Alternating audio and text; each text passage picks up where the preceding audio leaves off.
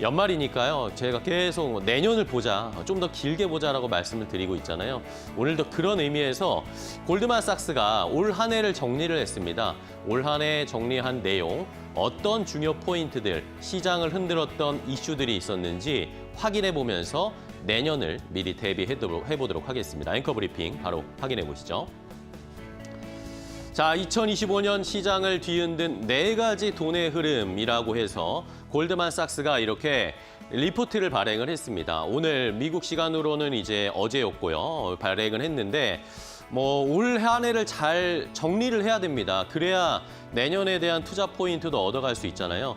지나간 거다라고 해서 올해는 그냥 넘겨버리자라는 게 아니라 올해의 흐름이 어땠고 이 상황이 현재 어떻게 되어 있고 내년엔 어떻게 바뀔지, 그리고 이런 시장을 뒤흔든 테마나 업종에 우리가 포트폴리오를 잘 가지고 있는지를 체크해야 되기 때문에 함께 골드만삭스의 리포트를 분석해 보도록 하겠습니다. 자, 첫 번째 시장을 뒤흔든 이슈는 뭘까요? 바로 트럼프 대통령에 따른 탈리프, 관세 이야기입니다. 자, 트럼프 대통령 행정부가 2기가 출범을 하면서 여러 가지 정책들을 펼칠 거다라는 이야기들이 있었지만 결국에는 관세 카드를 트럼프 대통령이 다시 꺼내왔습니다. 행정부가 출범을 하면서 중국, 그전에 1기 때는 중국을 집중적으로 타격하는 관세 정책을 펼쳤다면 이번 2기 때는 전 세계 국가들을 대상으로 보편 관세를 매기는 이런 전략을 펼쳤죠.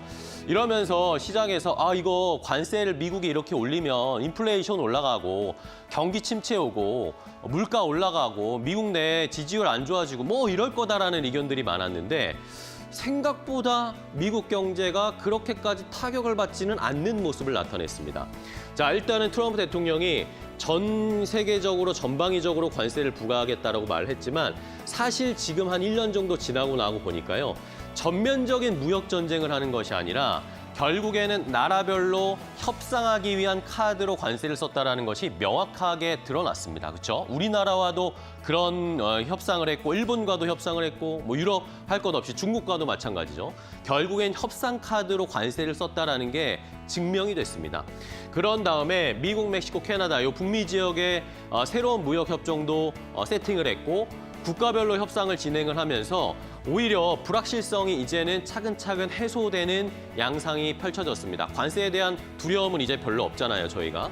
자, 이러면서 시장에서는 트럼프 대통령이 이렇게 관세를 매기면 평균적인 유효 관세율이 20% 이상 올라갈 거다라고 예상을 했었는데 지금 1년 정도가 지난 실제 유효 관세율은 13.3%밖에 되지 않는다고 합니다. 이러다 보니까 경제 성장률이 미국이 약간 둔화된 경향이 있지만 결국에는 과거에 1930년대 이렇게 관세를 부과하는 미국의 정책이 펼쳤던 과거가 있었는데 그때처럼 경기 침체가 온다거나 불황이 조금 더 심화된다거나 이런 일은 없게 됐습니다. 결국에는 트럼프 대통령의 어느 정도의 정책이 먹혀 들어갔다라고 판단을 할 수가 있는 상황이었습니다. 어쨌든 관세에 대한 부담, 리스크는 우리가 이제 학습 효과를 통해서 조금은 떨쳐낼 수 있는 시장, 내년에는 그런 시장이 펼쳐질 가능성이 높습니다.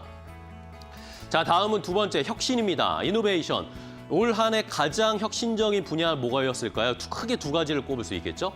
AI와 그리고 코인, 가상화폐 시장에서 스테이블 코인 이야기가 줄을 이뤘습니다. 자, 일단은 올해 가장 시장의 중심이었죠. AI 투자, 캐펙스 투자 이야기가 나오면서 엄청난 상승이 있었습니다. 그런데 지금은 버블 논란이 확산이 되면서 AI에 대한 의구심이 약간씩 커지기 시작했습니다.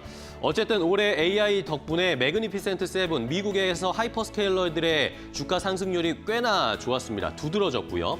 단순히 하드웨어 투자하면서 칩이라든지 이런 쪽에 관심이 많았는데 이제는 시장에서 투자한 만큼 수익을 내는 모델을 만들어야 된다. 그게 증명이 돼야 된다라는 시장으로 분위기가 약간 바뀌었습니다. 실질적인 수익 창출 단계에 이런 요구가 거세지고 있다라는 것을 확인을 해보시면서 이제 앞으로 AI 투자는 인프라, 칩, 데이터 센터 여기에서 중심에서 이제는 에이전트나 응용 프로그램 수익을 창출할 수 있는 구조를 증명해야 하는 시장으로 내년에는 바뀌게 될 것입니다.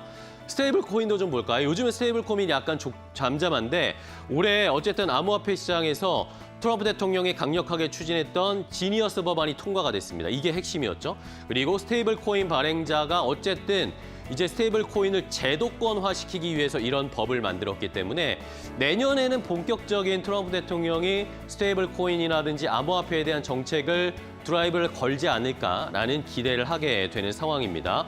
어쨌든 이제 우리나라에서도 스테이블 코인 이야기 많이 나오는데 결제 수단으로 실제 결제 수단이 채택되는 일들이 내년에는 늘어날 수 있지 않을까. 그렇다면 스테이블 코인이나 암호화폐 시장도 지금은 약간 눌려 있지만 내년에 또 어떻게 될지 모른다라는 걸 생각을 해보셔야 되겠습니다. 자, 다음은 세 번째입니다.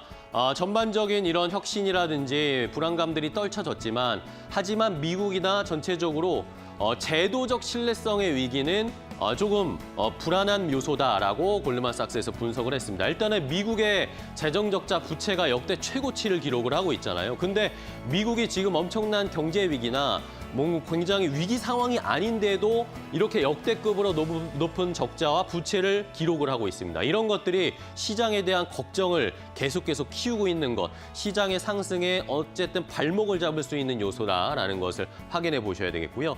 미국의 국채 금리도 계속 상승 압력이 지속되고 있습니다. 이러다 보니까 디베이스먼트 트레이드, 흔한 말로 달러 가치가 점점 떨어지는 현상들은 시장에 또 약간의 불안감을 줄 수 있다. 재정적으로는 그렇고요. 그리고 미국의 연준도 이제는 신뢰성이 약간씩 떨어지고 있습니다. 왜냐하면 독립성에 대한 의문이 제기되잖아요. 지금도 트럼프 대통령이 파월 의장 압박하면서 다음 이제 파월 의장의 말은 듣지도 않습니다. 다음 연준 의장이 누가 될 것인지에 대해서 계속 정보를 흘리고 파월을 압박하고 이런 것들 때문에 페드가 이 정책을 결정하는데 불안함이 계속 나타나고 있고요. 그리고 최근에 셧다운이 있었고 또 경제 데이터 이런 경제 지표들이 계속해서 수정 발표되고 이런 것들이 신뢰성을 떨어뜨리고 있습니다.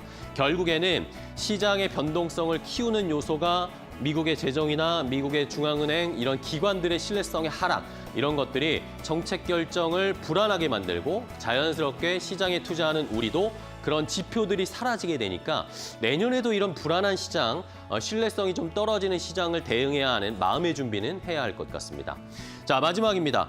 마지막은 역시 지정학적 리스크, 끝나지 않은 전쟁 이야기입니다. 지정학적 리스크, 러시아 우크라이나 전쟁 지금 종전한다, 다시 이야기 나오고 있지만 여전히 끝나지 않고 있습니다. 그렇죠? 이런 것들이 불안한 입장이고 미국이 이제 나토나 다른 국가들에 대해서 국방을 책임져주지 않는다라는 이야기가 나옵니다. 그러다 보니까 여전히 이 미국의 이 국방력에 의존하고 있는 나라, 우리나라를 비롯해서 일본, 유럽 이런 나라들은 이제 국방비를 늘릴 수밖에 없는 거.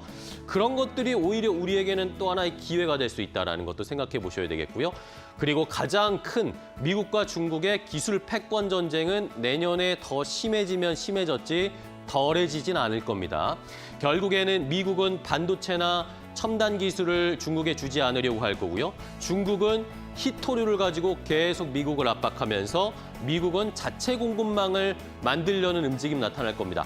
고려아연이 이번 주에 화제가 된 것도 결국에는 미국의 자체 공급망을 구축하기 위한 이런 밸류체인을 만들 때 우리나라 기업들도 함께 포함될 수 있다는 것은 어떻게 보면 미국과 중국이 싸우는 것이 우리에게는 이득이 될 수 있다는 게 연속성으로 내년에도 이어질 수 있지 않을까라는 생각이 듭니다. 이런 지정학적 리스크, 기술 패권 전쟁이 우리에게 역설적으로 기회가 될 수 있다는 것도 내년의 투자 포인트로 잘 살펴보셔야 되겠습니다. 앵커 브리핑이었습니다.